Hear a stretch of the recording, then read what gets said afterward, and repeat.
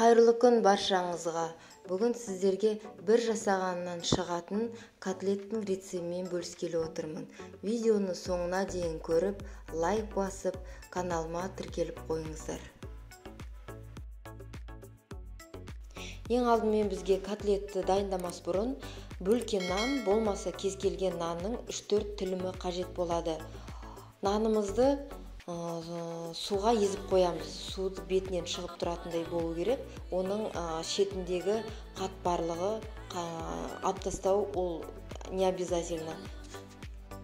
Нанымыз суда батып тұрса жеткілікті, ал шетіндегі қатпарлығы суда тұрса өзі өте жақсы езіліп кетеді.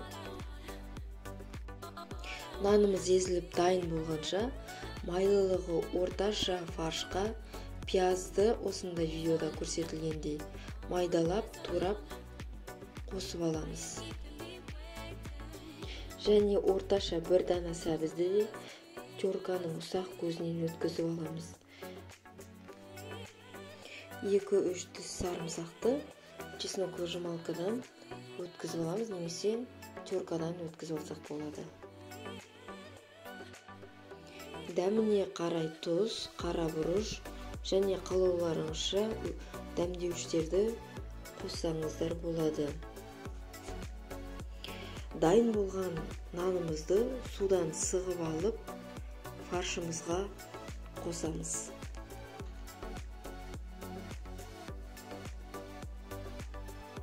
Және осы дайын массаға бір жұмыртқа және 50 мг суды қосып, барлығын өте жақсылап араластырамыз. Араластыра отырып, фаршымызды осылай ұрғылап аламыз. Өйткені нан менен фаршымыз, етіміз өте жақсы бірігеді. Табаға сұйық май құйып, орташа отта қызғанша котлеттерімізді формаға келтіріп алып, онға аунатып аламыз.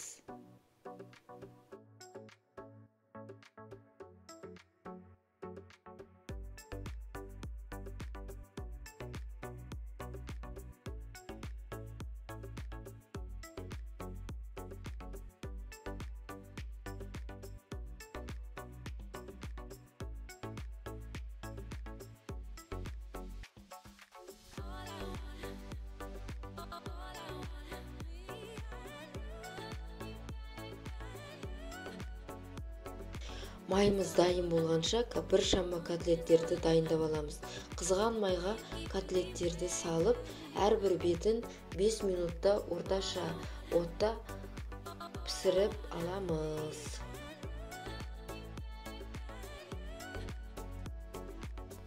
Дайын болған котлетімізді өз қалауларыңызша дастарханға, яғни холодный ретінде қойсаңыздар да болады, ассортиға, болмаса тағам ретінде гарнирменен ұсынсаңыздар да болады. Каналыма тіркеліп, лайк басып, пікір жазуды ұмытпаңыздар. Ас болсын.